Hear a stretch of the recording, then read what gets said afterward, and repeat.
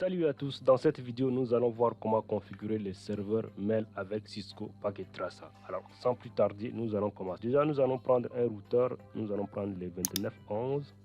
Ensuite nous allons prendre un switch. Ici nous allons prendre un switch. Et à partir d'ici nous allons prendre deux serveurs.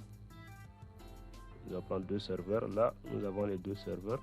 Et nous allons prendre aussi 3 PC clients. Ensuite, nous allons nommer les équipements que nous avons pris. Ici, ces PC, nous allons les nommer Nathalie. Voilà, les PC de Nathalie, par exemple. Voilà, nous avons les PC de Nathalie. Ensuite, les PC de Gérard.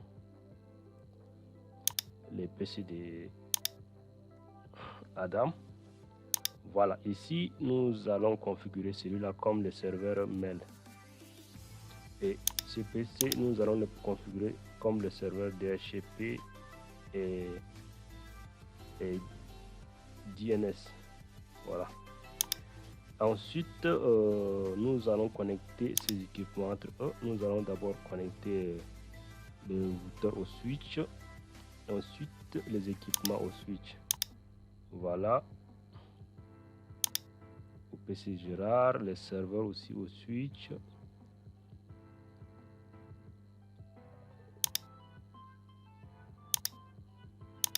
Ok, nous avons connecté nos équipements. Ici, nous allons donner l'adresse IP de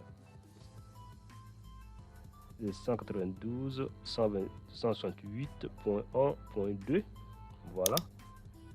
Et l'adresse de celui-là, celui qui termine avec 3. Ensuite, au niveau du routeur, nous allons configurer Gateway par défaut au niveau du routeur. Nous venons sur le routeur, ensuite nous allons taper sur No pour commencer avec les configurations. Nous allons taper Enable pour entrer en mode configuration. Ensuite config terminal pour entrer en mode configuration globale. Et ici nous allons configurer l'interface giga 00. Ensuite nous allons configurer l'adresse IP sur l'interface. L'adresse IPv6 c'est 192.168.1.1. Ensuite les masques du réseau 255.255.255.0. et nous allons taper No Shutdown pour activer l'interface. Alors nous avons fini avec notre configuration ici. Ensuite nous venons maintenant sur les serveurs, sur notre serveur DHCP. Ensuite nous allons configurer son adresse aussi. Nous venons sur Desktop IP Configuration. Nous allons configurer son adresse IP statique. Ici, le default gateway, c'est celui qui termine par 1. Et au niveau du DNS aussi, nous allons garder la même adresse, puisque nous allons configurer aussi les services DHCP et DNS ici. Nous venons cette fois-ci sur Service et nous allons cliquer sur DNS. Et à partir d'ici, nous allons ajouter notre domaine .dirtech.lab. Alors l'adresse IP ici c'est celui qui se termine avec 2. Ensuite nous allons cliquer sur Add. Nous avons ajouté, nous allons cliquer sur On pour activer. Nous venons cette fois-ci sur DHCP pour configurer les serveurs DHCP. Et à partir d'ici nous voulons que notre adresse IP commence à partir de 10. Et au niveau des default gateway, et au niveau des default gateway, nous allons mettre celui-ci qui termine par 1 et DNS aussi celui qui termine par 2. Alors l'adresse du DNS c'est l'adresse du serveur même. Ensuite nous allons cliquer sur On pour activer cela. Voilà. Ensuite nous allons fermer cela et nous venons maintenant sur notre serveur mail. Nous allons aussi configurer son adresse IP statique. Ici ça termine par 3 et les masques du sous-réseau, les default gateway c'est 1. Au niveau du DNS c'est 2. Alors nous avons configuré ici. Ensuite nous allons aussi configurer les services mail ici. Nous venons au niveau des emails.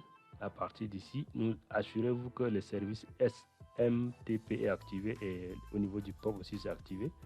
Et là nous allons ajouter notre domaine dirtech.lab. Voilà. Nous allons cliquer sur Set Pro ajouter, et ici nous allons ajouter les utilisateurs. Utilisateur Adam, mot de passe Adam. Ensuite Nathalie, mot de passe Nathalie, voilà. Et l'utilisateur Gérard, mot de passe aussi c'est Gérard. Nous allons ajouter, nous avons donc ajouté 3 utilisateurs là pour les 3 PC clients que nous avons ajoutés. Alors nous venons cette fois-ci sur les PC clients que nous allons configurer. Nous allons d'abord récupérer les adresses IPv que nous avons configurées à partir du serveur DHCP. Nous allons cliquer sur IP Configuration, ensuite nous cliquons sur DHCP et nous patientons qu'il récupère. Là, vous voyez là qu'il a récupéré l'adresse IPv ici. Alors, ici aussi, nous allons cliquer sur le PC de Nathalie. Nous allons voir ce qui se passe. Nous cliquons sur Desktop et vous voyez là qu'il a récupéré aussi l'adresse IP ici. Le PC de Gérard aussi. Nous allons cliquer sur Desktop et vous voyez là qu'il a récupéré aussi les adresses IPv ici. Alors, cette fois-ci, nous allons configurer les services mail pour les clients. Nous venons sur les PC d'Adam, nous cliquons ici et ici nous avons les noms d'utilisateurs, c'est Adam. L'adresse mail ici c'est adam@dirtech.lab. Voilà. Ici nous allons mettre l'adresse du serveur qui est le 192.168.1.3. Alors c'est l'adresse du serveur mail qui est là. Et l'adresse du serveur mail sortant aussi, c'est la même chose au niveau de notre utilisateur.